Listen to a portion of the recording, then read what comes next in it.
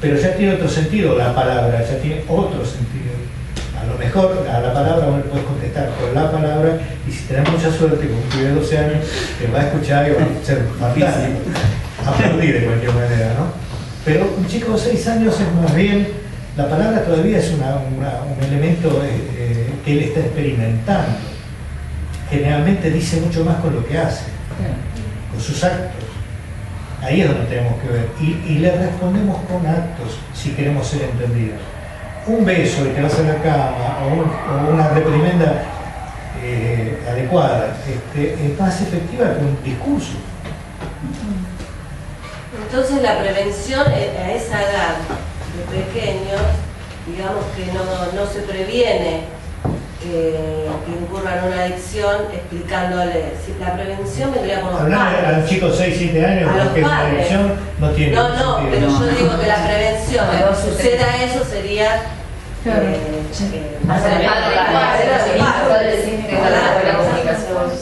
nutrición que le dan los padres. A mí me parece como que más que hablarle, hacerle sentir que cuenta con el vínculo. Claro. Sí, además la respuesta que buscan generalmente es afectiva. Sí, te da eso. Muchísimas veces es mucho más afectiva que intelectual. Los papás tenemos tendencia a explicar, y el pibe lo que está viendo es si vos lo afirmás o si no lo afirmás, si lo apoyás o no, si lo aprobás o no lo aprobás. Esto es lo que buscan generalmente. Te exploran haciendo una pregunta a ver si vos tenés una respuesta que lo apoya o lo desaprueba. Y si vos le tirás un montón de palabras, hacen como que te escuchan y perdiste la oportunidad. De cualquier manera es muy difícil hablar de cómo comportarse como padres con los chicos, porque es una materia que nunca terminamos de dar. Yo repetí esa materia un montón de años y te digo que sigue siendo difícil.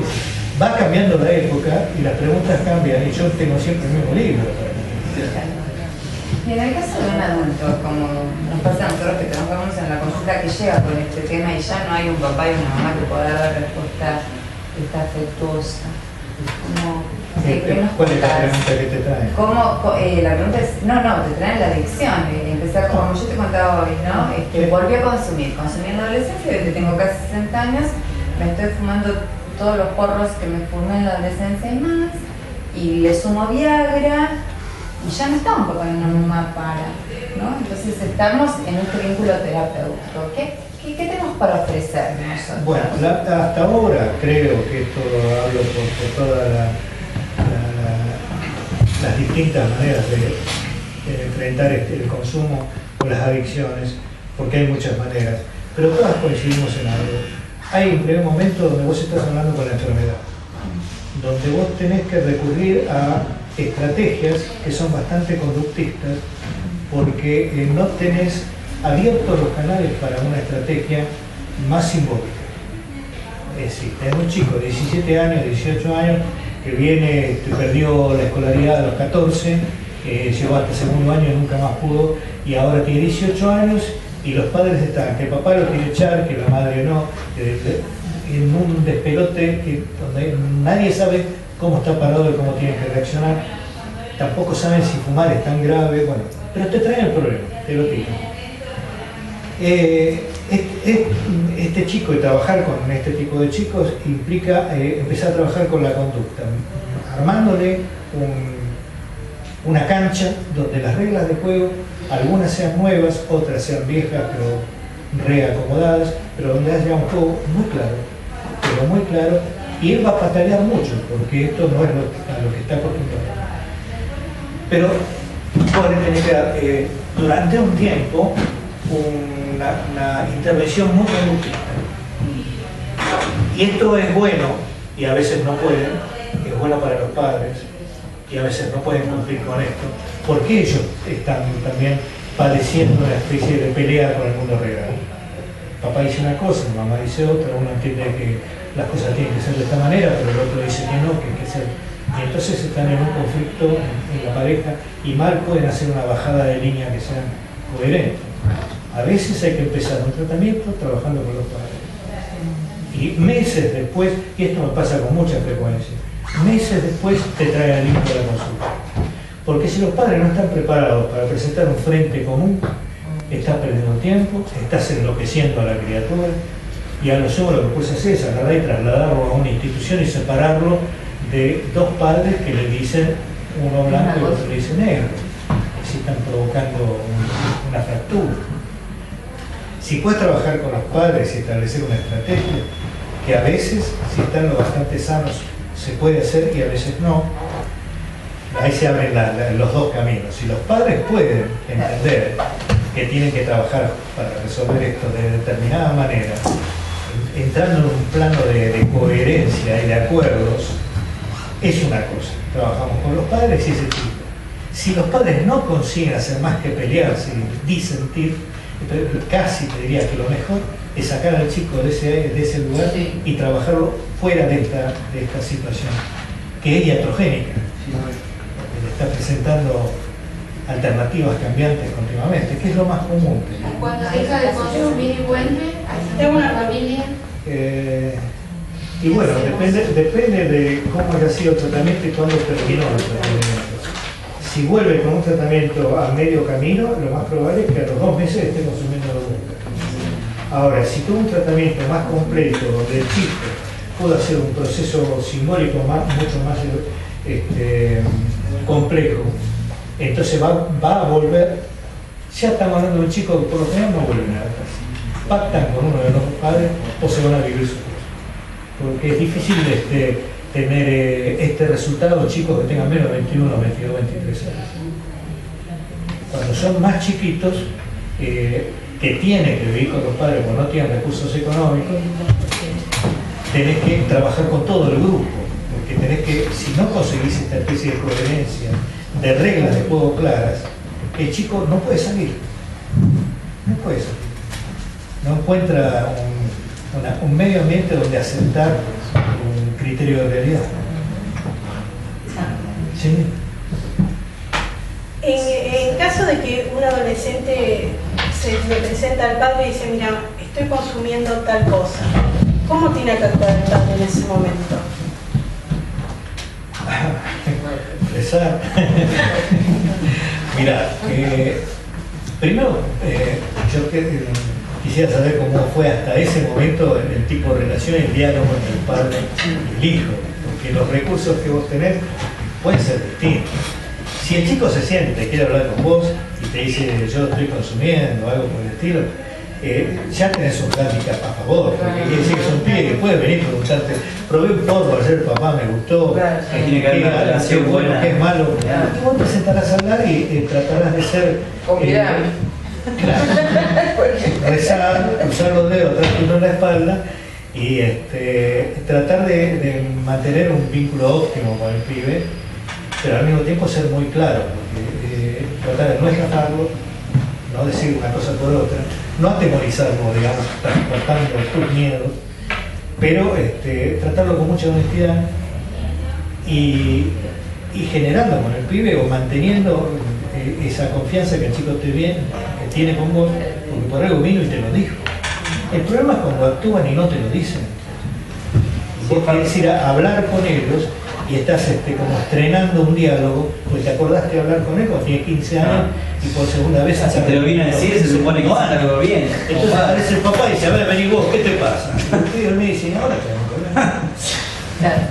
¿Cómo abrimos un diálogo ahí? Claro, pero mi pregunta puntual es,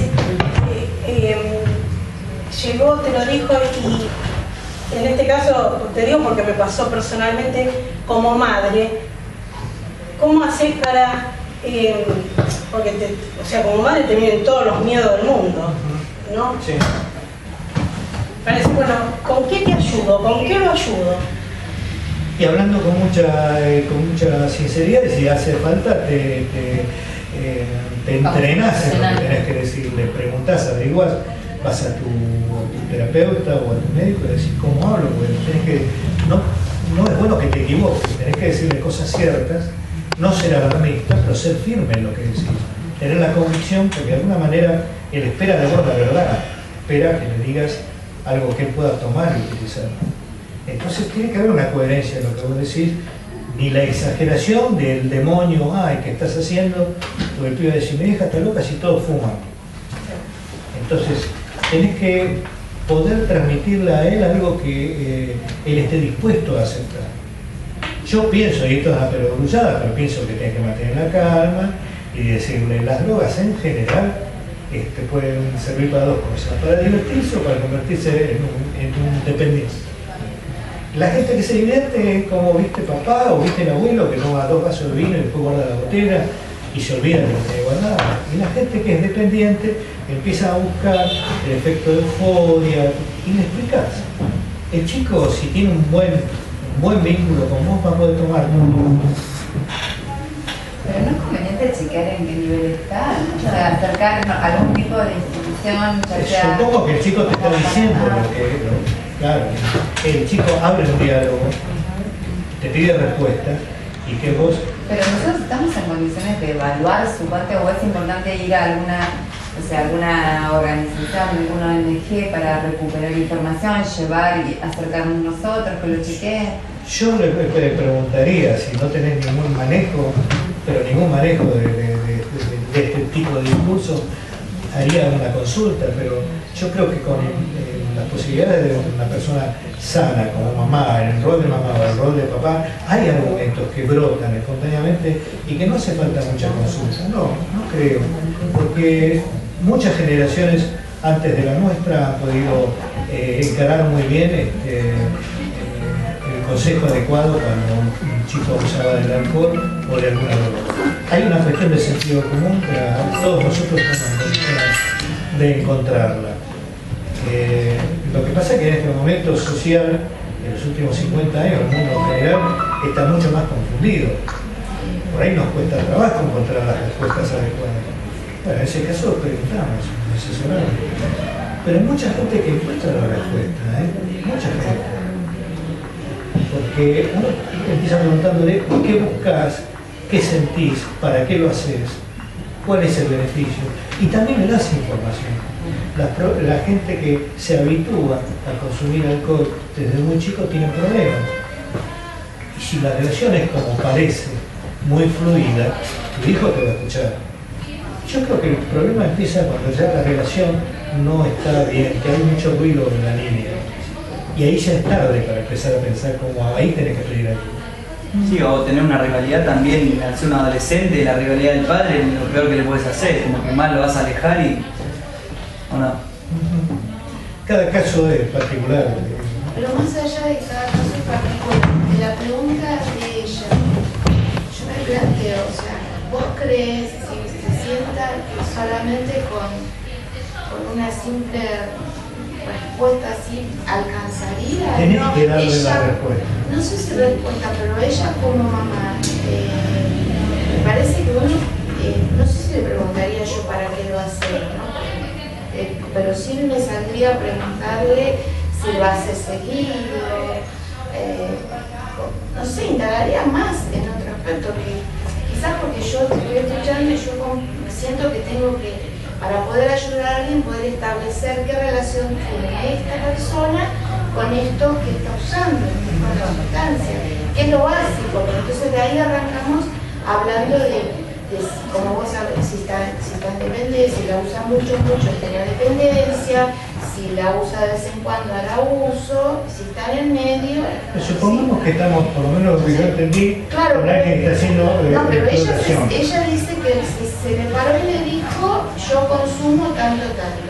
Yo como mamá, si no sé nada, a mí se me ocurría preguntarle, ¿y lo haces seguido? Lo primero que preguntaría, de la ignorancia, si querés, para ver si, para empezar a preocuparme o no, si es una adicción. No, yo te digo, no sé nada, suponete que no sé nada. Yo le preguntaría cuántas veces lo haces, ¿Desde cuándo? ¿Por qué lo haces? Hace mucho, hace poco. Me saldrían un montón de cosas. Hasta ahora lo que estás diciendo está perfecto. No, pero te pregunto esto porque me pareció como que sentí como que bueno, que con un consejo y esperamos, no me quedé, me hizo ruido. No puedo evitar esto del consejo. No está, no digo Pero la consejo, historia empieza ahí, pero generalmente bastante más grave. Claro, sí, Claro. por eso. Empieza ahí, Ahí empieza. una primera noticia, No, porque pero después los capítulos son muchos los que hay por delante, ¿no? Claro, pero como ella te preguntó si tendría tendría que hacer alguna consulta con una institución o algo para poder entender esto. Hacer este tipo de consulta a los 12 años me parece un poco apresurado. No, yo no te estoy hablando de 12 años, estaba hablando de 18. Ah, 18, no, de 12 hablaba de chico. me quedé yo con los 12 Con años. los 12, no. Yo te hablaba de 18 años.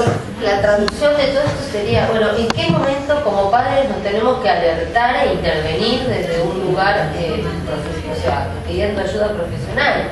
Porque, digamos, los adolescentes están expuestos a esto que decían, ¿no? De que hoy por hoy fácilmente consiguen drogas, ¿sí? A que muchos de sus compañeros lo hacen, ¿sí? Sí. A que perteneces al grupo si tenés esta condición también de cada tanto fumar o tomar. O sea, están como sometidos a un montón de presiones que en este momento de conclusión del que vos hablabas, que es la adolescencia, están vulnerables y empiezan como a caer en todo eso. Y, digamos, los padres observamos, y en el mejor de los casos estamos atentos, conductas o manifestaciones que obviamente nos preocupan. Ahora, ¿cuándo hay que intervenir? Porque a lo mejor nuestro hijo tiene este potencial de salud del que vos hablabas, prueba, se da cuenta que no lo necesita y suelta. ¿En qué momento esto, hay este mecanismo saludable no funciona y empieza a consumir con frecuencia y pasa de probar para ver de qué se trata y darme cuenta que no lo preciso y soltarlo a empezar a depender? ¿Cómo evaluás vos el estado, digamos, de este consumo? Si es incipiente, si está probando, si es curiosidad, si está en riesgo, si está en alto riesgo. ¿Cómo lo evaluás? Porque hasta ahora lo que nos entiende es en qué momento, a los 18 años, terminó la secundaria, está haciendo el ingreso a la facultad, es una cosa. Claro. 18 años, no, dejó en tercer año. Hace 2 años que está tratando de dar la materia de segundo. Es otra historia. Claro, Sí, pero yo particular. entiendo, lo que vos querés es saber en qué momento como papás tenemos que estar alertas. A mí, intervenir desde un para lugar. a mí me parece que uno primero tiene que estar informado, o sea, Sí. que muchos no todo el mundo tiene información. Y para mí, de los 10 años, yo ya estaría con las antenas así paradas. Alerta tenés que estar, creo yo, Sí. alerta tenés que estar en la medida que vos ves que hay un fenómeno que es social y que es amplio, que es el consumo cada vez más irrestricto de alcohol, la marihuana prácticamente está en todas partes. Bueno, eso es lo que yo quería comentar. Alerta tenés que estar, creo yo que es una condición natural del padre y la madre, porque bueno, antes cuando vivíamos en una selva estábamos alerta de los animales que se lo podían comer, ahora tenemos que estar alertas de las situaciones, ¿no? El hecho de estar alerta forma parte de nuestra capacidad de ser padre. Pero por eso, lo que quería comentar hace un ratito era esto, en relación al estar alerta. En una investigación que se hizo en el Observatorio del Gobierno de la Ciudad sobre el alcoholismo, con los chicos entre 10 y 12 años, simplemente haciéndoles dibujar, se tomaron escuelas primarias entre sexto y séptimo grado. Les hacían dibujar cómo se veían hoy los chicos y cómo se veían en el futuro. ¿Sí? Los varones se dibujaban todos, o sea, o con una botellita de ahora, jugando, haciendo cualquier cosa.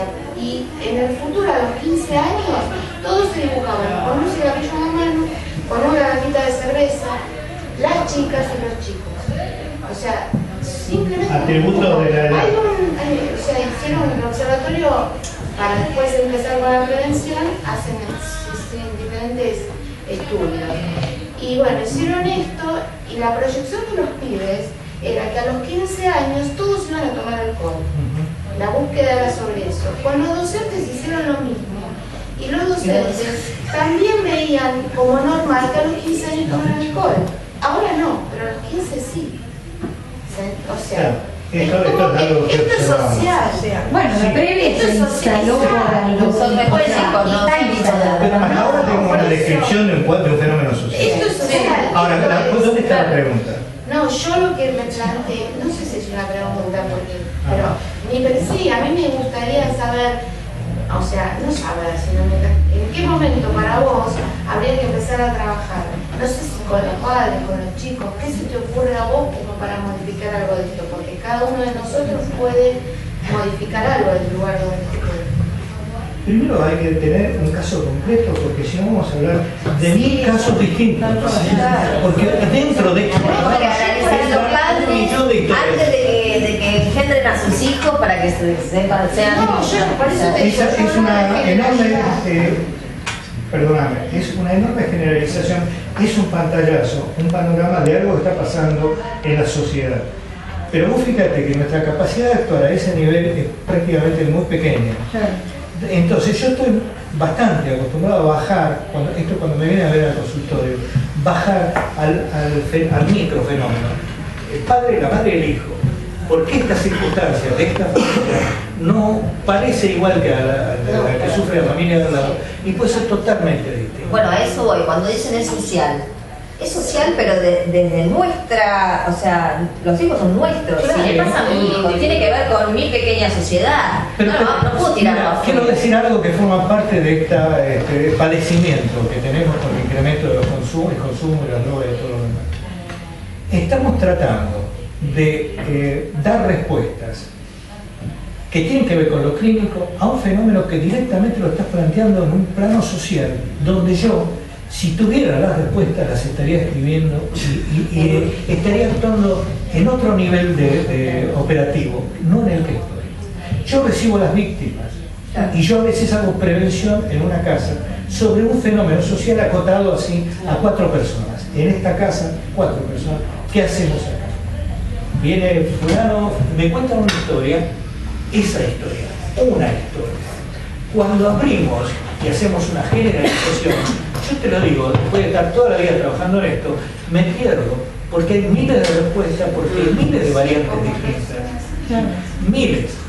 Yo no sé la posibilidad que tiene el padre de ser padre, la madre de ser madre, de acompañar, si están juntos, si hay 2 discursos distintos. Cada variación que vos introducís en esta temática te va a alterar todo el sistema. Esto es de alta complejidad. Por eso la llaman también algunas patologías de alta complejidad. Todos hablamos en base a generalizaciones que están en los libros, pero el caso particular es casi único e irrepetible. Yo en tantos años de trabajar con esto he encontrado gente parecida, pero idénticos no. Entonces es como terminar siendo algo muy a medida de la situación. Una de las primeras cosas que aparecen es ¿con qué cuento yo? ¿Qué tengo yo para trabajar? El padre, la madre, el abuelo, ninguno de los tres. Nunca es igual la situación. El chico se va a poder modificar lo que le está pasando, podemos intervenir con esta familia disfuncional. ¿Desde qué lugar? Si este chico yo lo voy a ver 40 minutos por semana, ¿cómo es esto? Tiene 14 años, ¿me va a escuchar a mí? ¿Va a estar 45 minutos por semana conmigo y el resto de la semana en ese ambiente? ¿Dónde está el sujeto? ¿Con quién estoy trabajando? Yo me acuerdo cuando yo tuve un taller durante 11 años en el Pirovano que se llamaba Atrapado con Salida. Convocaba a familias de chicos o familias que tenían conflicto con drogas o con adicciones de otro tipo. A mí me venían padres que no podían traer al hijo a la consulta y había que trabajar con los padres durante meses, porque no estaban ellos en condiciones de actuar eficazmente con un chico de 15 años que se les iba de la mano. Por ahí tenía 4 o 5 chicos. Entonces vos te tenías que conformar con lo que tenías y era trabajar con los padres a ver si conseguías unificar criterios muy distintos o muy locos. Un padre que aparecía a las 10 de la noche, trabajaba con un burro todo el día, una madre, cosas difíciles de ponerlas a trabajar armoniosamente. Claro, es muy difícil trabajar en ese tipo de familia. Cada caso termina siendo un mundo. Hablar sobre las generalizaciones nos lleva a tremendos errores. Eso es lo que pide la ayuda, ¿no? Creo que entiendo de la pregunta de ella, y somos 20 personas acá y podemos estar entendiendo 20 situaciones distintas. Y yo ya aprendí a que estas respuestas armadas para una situación ambigua están siempre equivocadas. porque después de ver a esa familia que me está convocando, 1 semana, 2 semanas, 3 semanas, finalmente aparece una situación que no es la que me trajeron el primer día. El primer día viene y dicen lo que pueden, y después de 3 semanas de trabajar vemos que en realidad el papá y la mamá están de acuerdo o no están de acuerdo, y te encontrás, empieza a aparecer una verdad que altera todo el terreno sobre el cual se supone que uno tiene que trabajar. Y finalmente el chico vendrá o no vendrá a la clase. ¿Con quién voy a trabajar? Yo trabajo muy poco con chicos menores de 17 y 18 años. Muy poco. Porque normalmente a ese chico no lo llevas a la consulta. Si la situación es muy grave, están en algún tipo de organismo que los tiene contenido. Pero si no, no lo llevas a la consulta. Un chico de 14, 15, 16 años tiene una omnipotencia y una seguridad de lo que está haciendo, que lo que está haciendo tiene derecho a hacerlo, y piensa que está bien y tiene 15 años, que no lo llevas a una consulta. Y si lo llevas, te mira, te toma el pelo y se va. Al que tenés que traer a la consulta es a los padres y empezar a desentrañar qué está pasando en esa familia, qué recursos van a poner en marcha. Ellos vienen y denuncian una situación. Ahora, ellos son los instrumentos que van a tener que reparar. Yo los voy a guiar si puedo, pero tienen que estar ellos en tratamiento antes de traer al hijo. Si no, ¿cómo llegamos al hijo?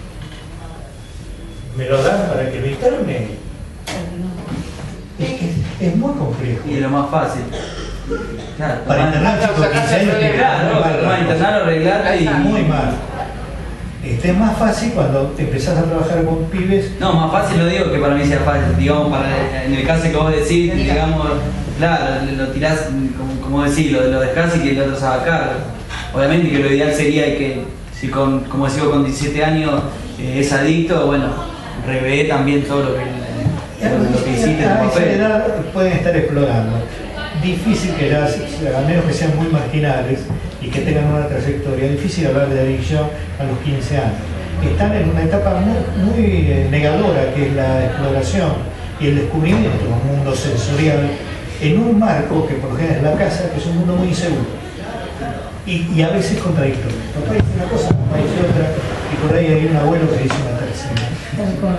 Entonces es muy difícil trabajar ahí. Normalmente terminamos trabajando con lo que se va cayendo de ese escenario. El chico que la viene muy mal, la familia que se está separando, ahí empiezan a aparecer y te tocan el timbre. Antes es realmente complejo. Y no se olviden de que es un fenómeno social. Es muy fácil pasarse de lo individual al fenómeno social, en donde tenemos muy pocas posibilidades reales de actuar. Nosotros podemos actuar en un sujeto, en una familia, pero cuando aparece como parte de un fenómeno, no llegamos, no actuamos, no nos dan bolilla. Hablamos, le sacamos la plata a alguien y no pasa nada, alguien está tirando la plata. Tenés que tener sujeto para poder trabajar. Y un chico de 15 años no siempre es el sujeto de trabajar. Cuando puedo, convierto en sujeto o convoco como sujeto a los padres. Si yo consigo que esos dos padres, en el curso de unos meses, puedan tener un mismo discurso y con las dificultades que tienen una misma forma de actuar, ya estoy trabajando sobre el chico de una manera claro. Directamente. Es complejo este tema. Yo prefiero hablar de los que tienen más de 20 años, porque al menos viene el sujeto pidiendo algo, haciendo alguna especie de que... Claro. Cuando es adulto. ¿Y qué pasa cuando no hay una red de apoyo como adulto? En el caso de boletín, salir del grande. Cuanto menos red hay, o cuanto más inconsistente o cuanto congruente es, más problemas tenemos. Pero esto lo saben los docentes, porque lo ven en los fracasos escolares. Cuando no hay una familia coherente en el apoyo, en el amor, en la consistencia, y los chicos generalmente lo expresan con problemas. El problema de hoy, siglo XX, XXI, es la droga, pero antes había otros problemas. Se me ocurre pensar a mí que si viene un muchacho así a consulta de 20 y pico de años, ¿no? Así como vos decías hace un ratito, una vez por semana. ¿Cómo uno hacerle este seguimiento de contención para que en esa semana, por más que los padres estén de acuerdo y estén de acuerdo, o sea, los padres se tienen identificados para que el chico no venga a consumir, porque no es un chico metido en una institución. Entonces, por más que vos le decís, bueno, a ver, acá las reglas son así. Empezamos el tratamiento si no consumís pa. Se va a la casa y... Pero se basa en la confianza también. Si no tenés otra cosa. ¿Sabes qué? Tener el deseo de la parte del sujeto, como dicen, que quiere dejar motivado, no quiere cambiar. Contás con eso, ya arrancás con algo. Pero si no, otra cosa viene así como, claro, como que los padres lo llevan medio... No, es que si ahí sí lo llevan, hay que trabajar Tiene con la 22 familia, años. como si es chico, No, hablando de 20 años. De 20. Si va solo a buscar ayuda, ya está yendo él. Ya lo tiene Pero una persona que se va a mostrar. ¿Cómo se va una semana sin... Perdón. ¿Cómo se aguanta una semana sin consumir, si no tiene...? Porque uno, yo pienso, si están en una institución, nos hacen hacer cosas, no sé. Pero vos fíjate, vos ahí ya estás introduciendo un preconcepto, lo estás introduciendo de entrada nomás. Que yo no digo que esté mal, pero establece el momento en que hay que introducirlo. ¿Cómo se va sin consumir? Yo nunca he conseguido que alguien que viene por primera vez a mi consultorio se vaya sin consumir. Lo que yo busco es llegar a esa persona a que tenga un grado de concientización de por qué está consumiendo, si le conviene, cuál es la ganancia y cuál es la pérdida. Si tengo una parte adulta del sujeto con la cual trabajar, bárbaro. Si el pibe ya está muy comprometido con la droga, la parte adulta es la mitad de lo que él es como persona.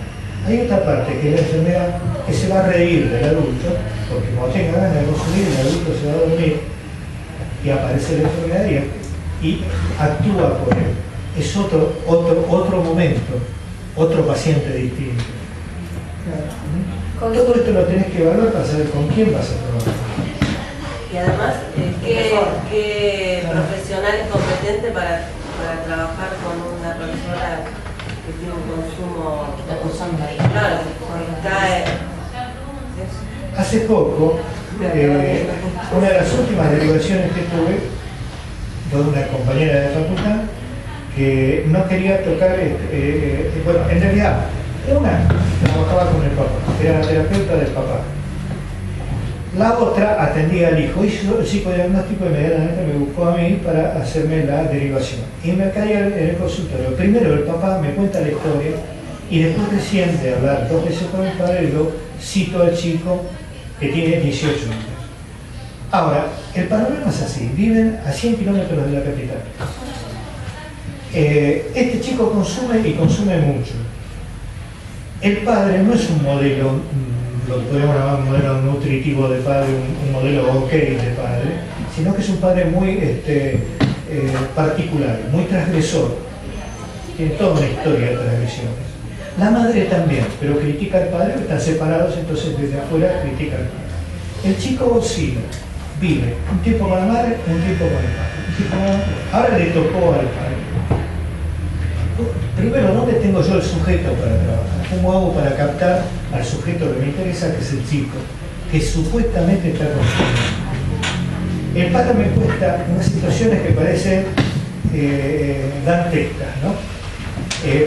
Por ejemplo, que un día iban con el auto de Capital Federal a Monte o algo por el estilo donde ellos viven, y el chico tenía un paquete de 3 kilos de marihuana encima. 3 kilos. Si lo para la policía, te puedo asegurar que es un problema legal por la cantidad muy importante. Entonces el padre estaba muy sacado, muy alterado, y buscaba un poco de orden en esta situación. Un padre acá, una madre allá y un chico al medio que no sabe lo que quiere. ¿Saben con quién pude trabajar yo? Con el hijo. El día que entró al consultorio, el pibe empezó a hablar del problema que tenía con la madre, con el padre, y yo pacté con él y dejé afuera al padre y a la madre. Es decir, hice alianza con el que presuntamente estaba enfermo. Y le dije, empecé a explorar un poco de qué manera consumía, tenía una bronca este pibe adentro, y no tenía ni una mamá firme, ni un papá firme, tenía 2 personajes bastante débiles, como figuras paternas. Curiosamente tiene 18 años, está haciendo el último año del secundario y pretendiendo entrar a la facultad. O sea que él no estaba tan mal. Era el mejor de los tres. Era el mejor de los tres. Te digo, no puedo contar detalles porque no sea cosa que en algún momento se dispare alguna identificación. Pero el padre es un personaje muy careta, como dicen los chicos ahora, pero con toda una historia bastante pesada. Yo intenté hacer alianza con el hijo y lo conseguí. La propuesta mía, ¿cuál fue? Conseguir que él, en esta situación triangular de la familia, dejara de alarmar y dejara de provocar pánico a los padres, que aceptara bajar las vueltas en pos de un objetivo. Yo lo ayudo a conseguir un objetivo que en realidad tiene dos partes: ir a La Plata a estudiar el año que viene a una facultad y que le paguen el estudio y lo que cuesta irse a la Plata, ¿no? Este es el objetivo del pibe. Para conseguir esto tiene que bajar la ansiedad de los padres y la agresión con que él le contesta a los padres. Acá hay un fenómeno no solo de incomunicación, sino de ver cómo se agreden unos a otros. Y el hijo agrede a los padres provocándoles pánico. Y él sabe que está haciendo esto. Sabe, lo admitió a regañadientes, pero admitió que era esto lo que él hacía para vengarse de estos dos papás, digamos, ¿no? Yo tomo al hijo como aliado para establecer una estrategia. Y yo le dije, si vos me ayudas y me permitís que tranquilice a tus padres, yo voy a conseguir que te apoyen económicamente para que vos puedas estudiar. El pibe quiere entrar a estudiar en La Plata. Vos fíjate cuántas transgresiones a lo que sería un formato convencional de lo que es una terapia o un tratamiento. ¿Cuántas transgresiones hay acá? Pero estoy trabajando con la única persona que vale la pena trabajar, que es con el pibe, que tiene 18 años. Si terminó un secundario, ya tiene un hándicap a favor, por algo lo está terminando. Cuando hablo con él veo que tiene aspiraciones, que tiene ambiciones y que se da cuenta de que los está asustando a los padres y gozan de asustarlos. Es la venganza. Digo, bueno, paro, está bien, pero no te conviene. Apelo al adulto de este chico para que entienda que estratégicamente no le conviene. Y el pibe se engancha y me entiende. Entonces construimos una estrategia y en la estrategia, ¿qué va adentro de la estrategia? No abuses del amor, que no te vean drogado, no vayas a trabajar, trabaja en el taller del padre, no vayas a trabajar si fumaste, no fumes delante de él.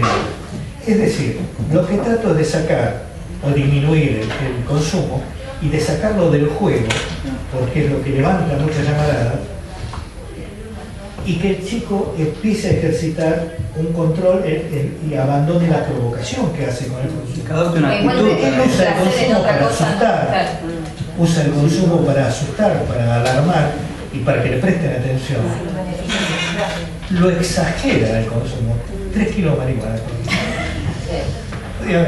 Todos se encanan.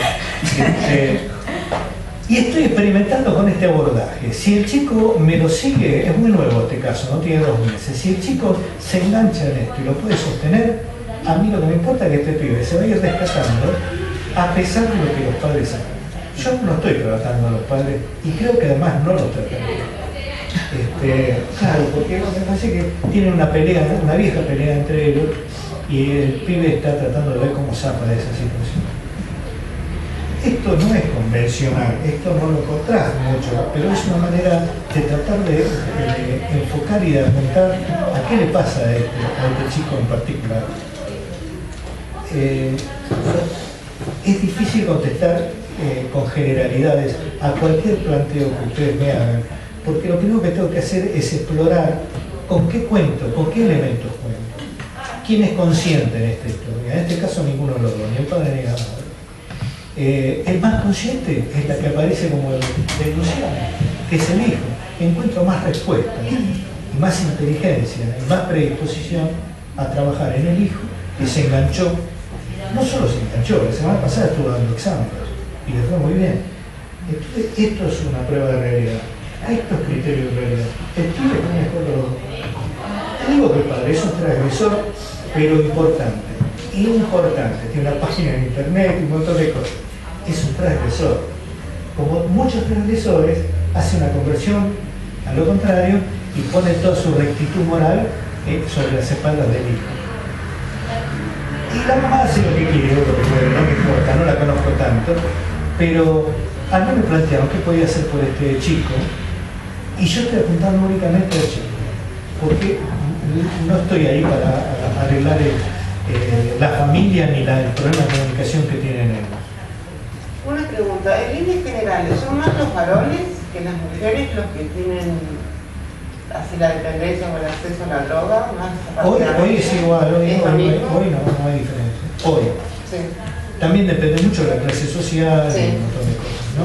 Estamos hablando de clase media, clase alta, es lo mismo. Cuando te dicen, por ejemplo, voy a la Greenfield y bueno, no es una pastilla o dos en la Greenfield, pero solo en la Greenfield. Yo intento incorporar el fenómeno del consumo de drogas en algo que se llama experimentación. Intento hacerlo porque si no la realidad me pasa por el río a mí. Es decir, tengo que sobrevivir a lo que la realidad está haciendo, ¿no? Es decir, el consumo es cada vez más popular, algunas drogas tienen muy buena prensa, como la marihuana, el alcohol por supuesto ya ganó la batalla hace muchos años, lo venden en todas partes. Entonces tengo que intentar hacer algo con las reglas de juego que se me plantean desde afuera, que no son las que plantearía. Hoy la sociedad está convocando a un consumismo, a una conducta más bien impulsiva que reflexiva, a un exitismo, hay muchos mecanismos de negación. La sociedad de hoy en algún momento va a tener un sacudón, no digo un colapso porque parecería un profeta, pero algún tipo de reacomodamiento va a tener que tener porque lo que se está proponiendo es bastante iatrogénico, bastante lamentable. La mayoría de los pacientes que yo tengo tienen padres con muchas dificultades para cumplir el rol paterno, muchas dificultades. Hay una enorme mayoría de padres que trabajan como parejas circunstanciales, como algo que cada uno dice lo que quiere, opina lo que quiere y se mantienen como dos voces distintas. Y esto no es el mejor clima para conseguir madurez emocional en un chico que está creciendo. Hoy se ven pocas parejas en este ambiente, que es el mío, que son las adicciones, pocas parejas que sean coherentes entre ellas mismas. Hay mucha incoherencia entre los padres en la pareja inicial, cuando no son la segunda o la tercera o la cuarta pareja, y entonces vos ahí tenés modelos muy cruzados. Y tenés que encontrarte con esto, trabajar con esto. No es muy fácil. ¿Cuál es el pronóstico para que un adicto se cure? ¿Se cura? Tendríamos que redefinir la palabra adicción. Ustedes saben que la mayoría van a entrar en lo que es la exploración y el consumo más o menos social, y hay un porcentaje que es el que cae dentro de la definición de adicción, que es una patología bastante distinta al consumo. Las características de una adicción conformada, estructurada, se corren de lo que es el consumo de las drogas, ¿no? Aún el abuso, pero es un terreno distinto. Con todo lo que hay desde el consumo hasta el abuso, vos trabajás de una manera, que puede ser la juventud hasta los 16, 17, 18 años. Cuando ya estamos hablando de adultos que tienen una adicción conformada, digamos, en un nivel de dependencia total de la droga, tenemos un cuadro que directamente es distinto. Parece que el origen es el mismo, consumo de drogas, pero los cuadros son distintos. Este cuadro, que es la adicción, es un cuadro del cual no hay retorno. Adicto, tendrás que manejar la abstinencia, pero sos adicto y esto es una estructura. Esto ya es una estructura. Lo anterior a ser un adicto son exploraciones, manifestaciones, una manera de expresar disconformidad, confusión. un problema social, un problema familiar, es decir, puede ser un millón de problemas que se expresa con la voz de la época. Esta es la voz que tienen ahora para expresar. Pero para que se conforme la adicción, necesitas una estructura que se forma alrededor de la adicción. Antes que eso hay situaciones de riesgo, no deseables, pero son situaciones de riesgo. La patología adictiva es una segunda etapa y conforma realmente un cuadro aparte. Todo esto que estamos hablando de los chicos, el 90% de las veces no es una adicción, son conductas adictivas, exploratorias, muchas veces peligrosas, siempre, pero son conductas. ¿Cómo me paro? ¿Cómo me acomodo? ¿Qué uso yo para sobrevivir, para atravesar la adolescencia? Es todo un cuadro. En cambio, cuando la cristaliza esto de la dependencia a una sustancia, estamos frente a un cuadro que claramente es distinto. El DSM-4 está en otra clasificación. Los médicos y los psicólogos que están especializados en el tema lo tratan de una manera distinta. Estas son situaciones de riesgo, son exploratorias, son peligrosas, pero esto es una dependencia.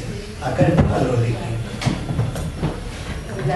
¿Cuál sería, digamos, esa bisagra? O sea, entiendo que no todas las personas que consumen pasan al abuso y del abuso a la dependencia. Correcto. Yo creo que ahí, bueno, es donde juega también el factor individual, ¿no? Claro. Digamos, pero... esta es una población en riesgo. Esta población en riesgo, que es la de la mayoría de los adolescentes que tienen acceso a la marihuana. La mayoría, sí. Okay. Digamos, esta población...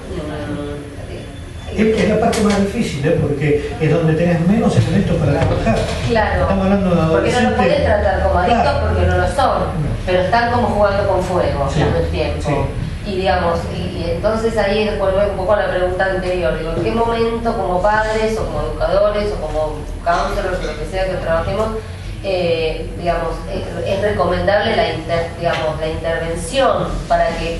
De un profesional. Claro, porque se viene mi hija de 17, 18 años y me dice, cada tanto me clavo un porrito, pero está todo bien, vieja, lo tengo bajo control, lo hago cuando quiero. Yo, digamos, confío en el vínculo que tengo con ella, en todo lo que le previne, en todo lo que la informé, en todo lo que la escucho, pero no sé si me quedo tranquila con que ella lo va a tener bajo control. ¿En qué momento esto va a pasar a ser algo, digamos, que ella no va a poder controlar y va a convertirse en una adicta, claro, o en alguien que depende demasiado de la sustancia? Entiendo, pero vamos a ver una cosa. Siempre podemos recurrir a una antigua herramienta que es el sentido común. El sentido común nos dice que cuando alguien está en problemas y cuando no está en problemas. Si vos empezás a ver fracasos adaptativos, fracasos en la evolución, en el proyecto de vida de una persona, si empiezan los fracasos escolares, los fracasos sentimentales, si empiezan a tener rupturas con el padre, con la madre, porque no se pueden comunicar, estas son las señales que hay que mirar. Si todo esto no está pasando, posiblemente estés frente a un consumo social. Porque vos fíjate que el alcohol, por ejemplo, está presente desde hace un tiempo largo y a nadie se le ocurre plantear que en una casa donde hay alcohol ahí tiene que haber necesariamente adictos. O que un chico que toma alcohol a los 15 años tiene que ser un alcohólico necesariamente. Vos te quedás mirando qué pasa con el resto. Es el resto lo que te va a dar la pauta de hasta dónde llega el problema y el compromiso.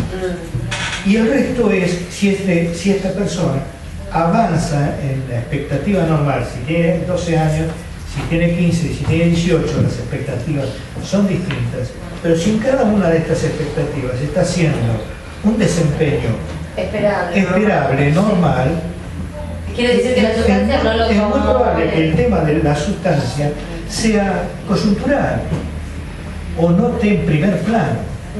Hay que estar atentos, pero cuando aparece como problema no es fácil negarlo. Hay padres que son expertos en negar lo que está pasando. Te aparecen a los 20 años con un nene que dejó a los 15 el secundario y te viene como si el problema fuera nuevo. Pasaron 7 años. 7 años pasaron. Por eso es muy común.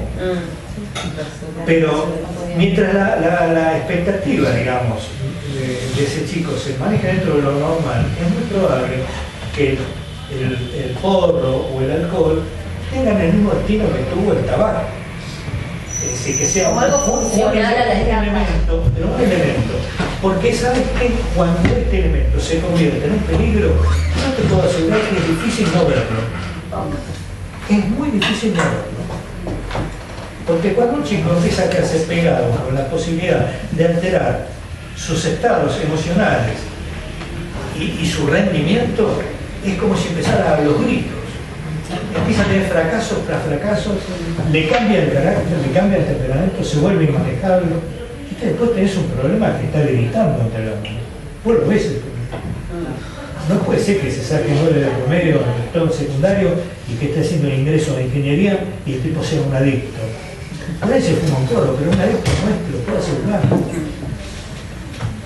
Ahora, si a los 15 años tuvo deserción escolar, dejó de ir y empieza a hacer, bueno, todo lo que hacen los pibes entre los 15 y los 20 o 22, que vos lo ves, parece todo, que empezó fútbol, que dejó, después empezó violín, dejó, después quería ser modisto, dejó. Y empezás a ver un sinnúmero de idas y vueltas donde empiezan las excusas, que la vocación, que el papá, que mamá, que empiezan a jugar todas estas serie de coartadas y de excusas.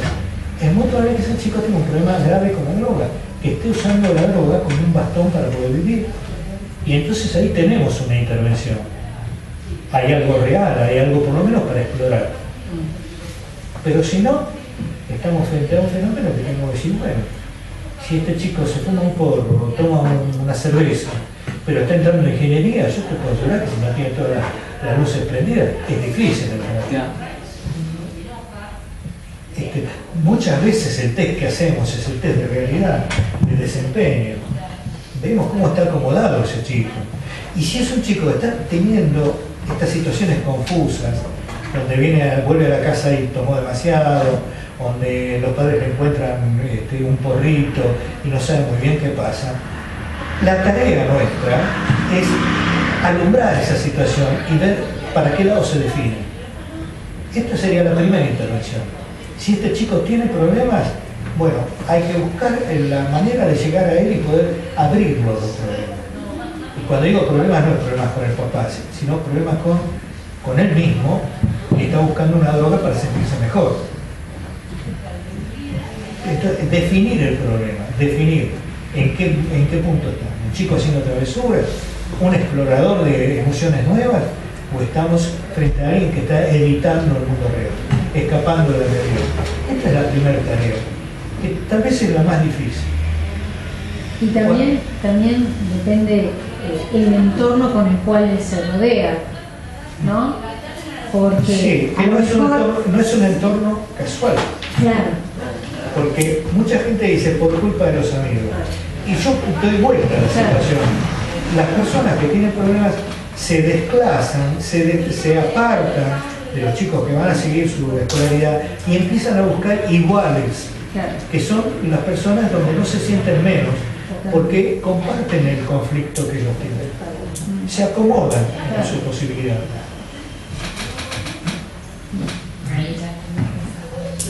Bueno, está bien. Nos quedamos con un montón de cosas sin decir. Bueno, no sé, ¿qué decir? ¿Hay algo que sea como fundamental que quieras decirnos? Que se puede... No, pero esto es un viejo recurso universal y de todos los tiempos. Lo peor que puede haber en estas situaciones, estamos hablando de adultos frente al problema de los chicos, ¿no?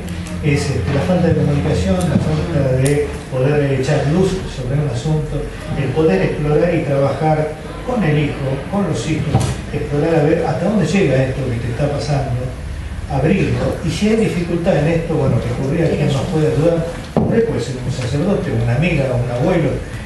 Muchas veces el clima para poder trabajar estas cosas puede venir de cualquier lugar.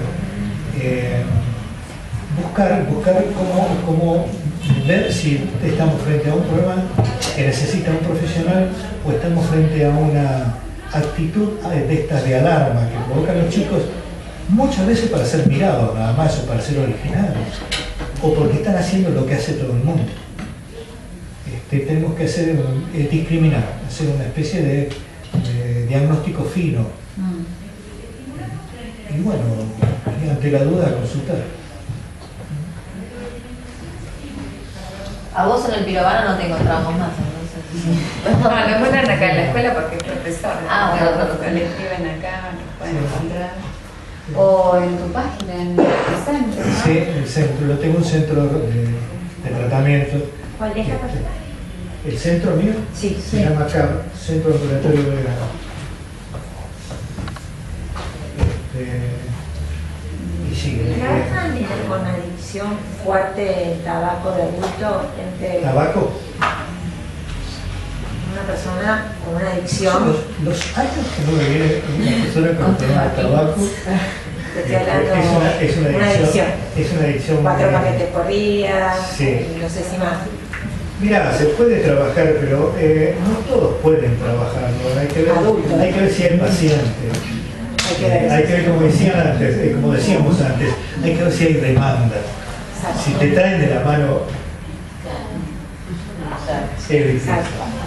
Si la persona vive esto como algo que quiere modificar. Pero digamos el abordaje, obviamente tiene que haber consultante, ¿no? Pero el abordaje en ese caso, Sí. con tabaco, con una sustancia, Sí. es en la misma forma. No.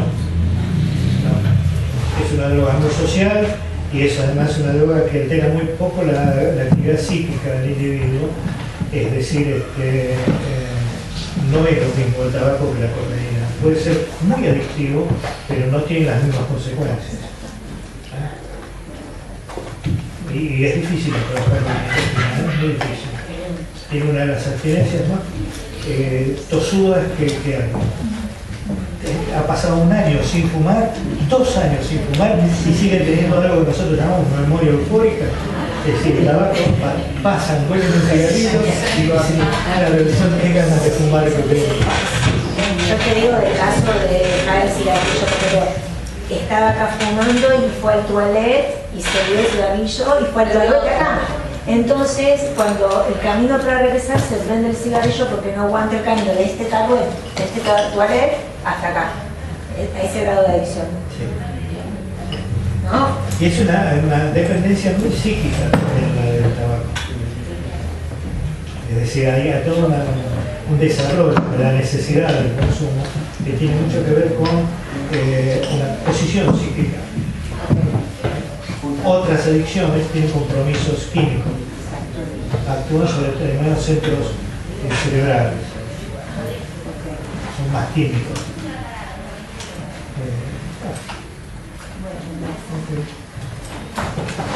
Bueno, algo más, quizás nos llevemos, ¿no?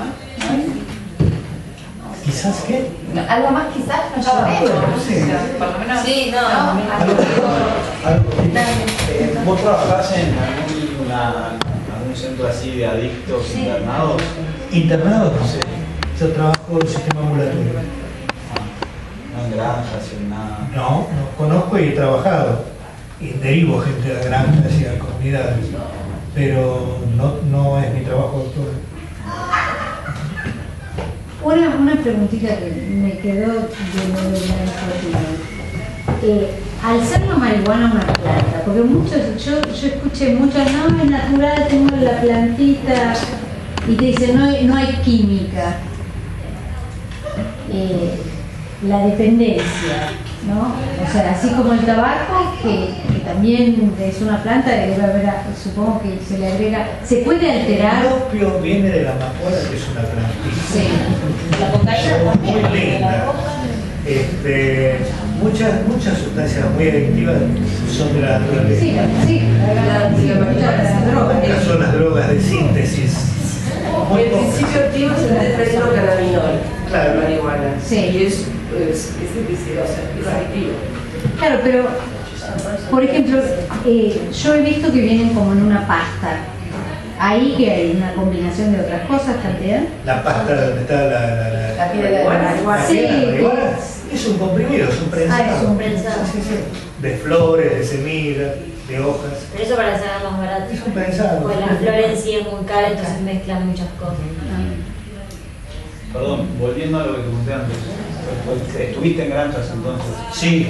¿Y cómo encarás ese tratamiento de un adicto internado que, como decías antes, el adicto ya es adicto y va a ser adicto de por vida, a diferencia de alguien que viene en esa bisagra que decías vos de antes. Es un desafío. Lo primero que se propone en un tratamiento de internación es que el paciente esté 2 o 3 meses sin contacto con la droga. Lo esperable es que después de 2 o 3 meses vos tengas un interlocutor más válido para empezar a trabajar todo aquello que es emocional y simbólico. Recién después de... Claro, y todo mínimo 3 meses para encontrar que se despierte un poco, que se despabile. Si tenés suerte, los próximos meses van a ser de trabajo para que él tome conciencia de su estado y de cómo modificar esa situación en la que está. Es decir, la toma de conciencia va a ser muy lenta porque él viene de otro mundo. Para estar en una granja, en un tratamiento cerrado, es porque está viviendo en otro mundo, muy lejos del mundo real, digamos, ¿no? Tenés que darle un buen tiempo para que vaya bajando. Y después cuando baja lo suficiente te puede decir, gracias, pero yo me voy. Y se va.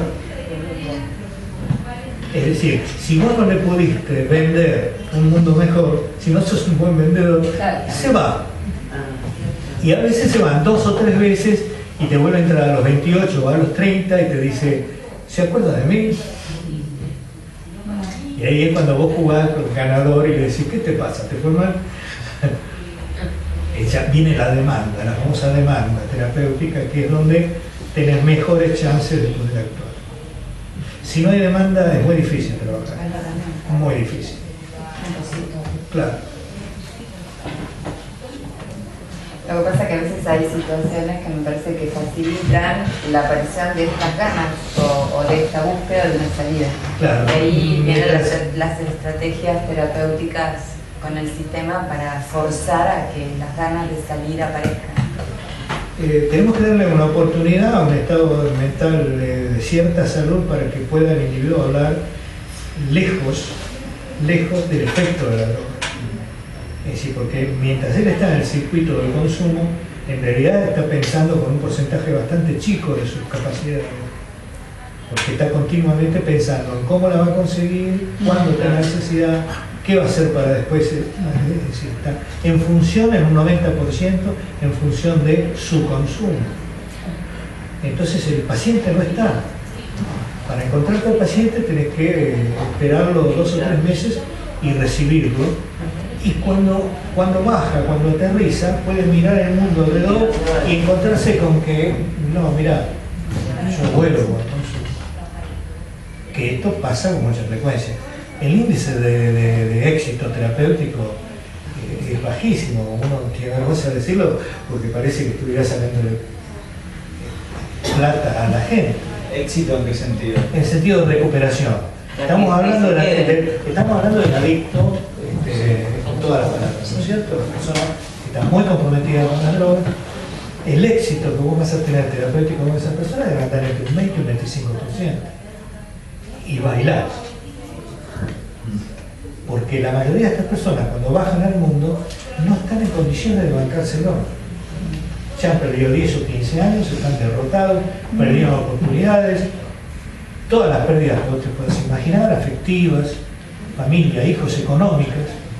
Entonces la mayoría dicen, no soporta. Cuando no tienen todo un vínculo enfermo, porque si hace años que si son de familia de todos los muchos vínculos que recursos tienen, y vuelven a meterse ahí adentro y entran directamente de vuelta al consumo, ¿no? Es decir, lo peor que nos pasa con el tema de las adicciones es que no le podemos dar la bienvenida cuando está en consumir, porque el tipo no siente que está entrando.